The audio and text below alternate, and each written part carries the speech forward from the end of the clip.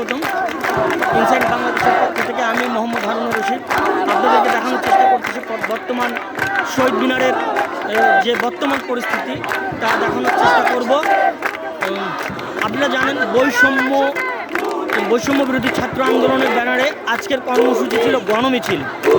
এই গণমিছিল বিভিন্ন জায়গা থেকে এই শহীদ মিনারে এসে তারা একত্রতা ঘোষণা করছেন। বিভিন্ন স্কুল, কলেজ, ইউনিভার্সিটির স্টুডেন্টরা তার ধারাবাহিকতায় তারা বিভিন্ন ব্যানার, ফেস্টুন নিয়ে একত্রিত হয়েছেন শহীদ মিনারে।